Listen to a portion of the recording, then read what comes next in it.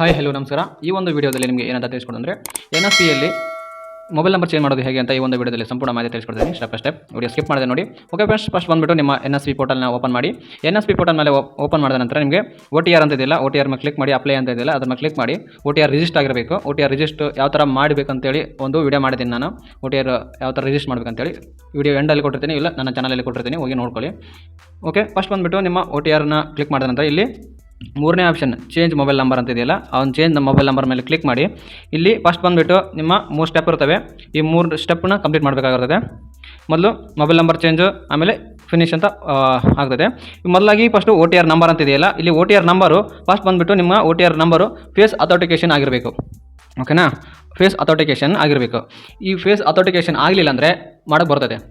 ಹೆಂಗಂದರೆ ಈ second one reference number ಅಂತ ಇದೆಯಲ್ಲ, ರೆಫರೆನ್ಸ್ ನಂಬರ್ ಅದೇ OTR ಫೇಸ್ ಅಥೆಂಟಿಕೇಷನ್ ಆಗಲಾರ್ದು ಈ ಒಂದು ಆಧಾರ್ ಕಾರ್ಡ್ ಮೇಲೆ ರಿಜಿಸ್ಟರ್ ಆಗಿರುತ್ತಲ್ವ, ಆ ನಂಬರ್ನ ಇಲ್ಲೊಂದು ರೆಫರೆನ್ಸ್ ನಂಬರ್ ಅಂದಮೇಲೆ ಕ್ಲಿಕ್ ಮಾಡಿ.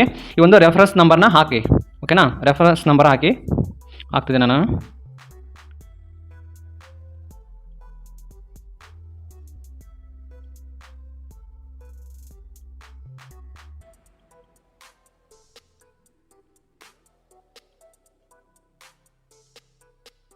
ಓಕೆನಾ, ಈ ಒಂದು ರೆಫರೆನ್ಸ್ ನಂಬರ್ ಹಾಕಿದ ನಂತರ ನಿಮಗೆ ಗೆಟ್ OTP ಮೇಲೆ ಕ್ಲಿಕ್ ಮಾಡಿ. ಗೆಟ್ OTP ಮೇಲೆ ಕ್ಲಿಕ್ ಮಾಡಿದ ನಂತರ ಒಂದು ಪಾಪ ಬರುತ್ತೆ. ಅಗ್ರಿ ಅಂತ ಕೊಡಿ. ಅಗ್ರಿ ಅಂತ ಕೊಟ್ಟ ನಂತರ ನಿಮಗೆ ಒಂದು OTP ಬರುತ್ತೆ. ಆ ಒಂದು ಆಧಾರ್ ಕಾರ್ಡ್ ಮೇಲೆ ಯಾವ್ದು ರಿಜಿಸ್ಟರ್ ಆಗಿರ್ತಲ್ಲ ಮೊಬೈಲ್ ನಂಬರ್ಗೆ ಒಂದು OTP ಬರುತ್ತೆ. ನಾನು OTP ಹಾಕ್ತಿದ್ದೇನೆ. 8579. ಓಕೆ, ಈ ಒಂದು OTP ಹಾಕಿದ ನಂತರ ಈ ಒಂದು ಕ್ಯಾಪ್ಚರ್ ಕೂಡ ಹಾಕಬೇಕು.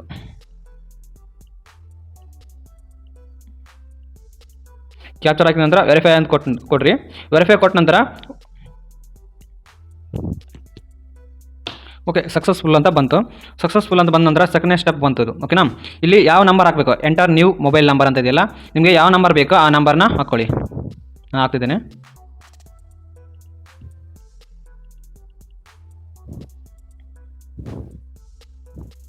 ನಂಬರ್ನ ಹಾಕಿದ ನಂತರ ನೀವು ಗೆಟ್ OTP ಮೇಲೆ ಕ್ಲಿಕ್ ಮಾಡಿ. ಆ ಒಂದು OTPನ ಬರ್ತದೆ, ಅದನ್ನು ಕೂಡ OTPನ ಇಲ್ಲಿ ಹಾಕಿ.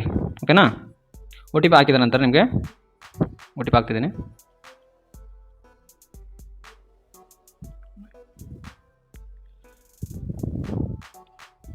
OTP ಹಾಕಿದ ನಂತರ ಕ್ಯಾಪ್ಚರ್ ಕೋಡ್ ಹಾಕಿ.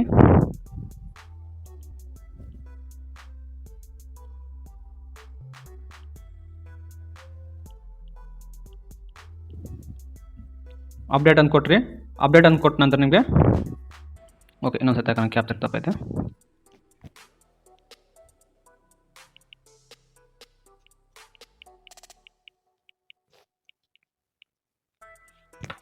ಓಕೆ, ಅಪ್ಡೇಟ್ ಅಂತ ಕೊಟ್ಟ ನಂತರ ನಿಮಗೆ ಸಕ್ಸಸ್ಫುಲ್ ಅಂತ ಇಲ್ಲಿ ಕಾಣ್ತಿದೆ ನೋಡಿ.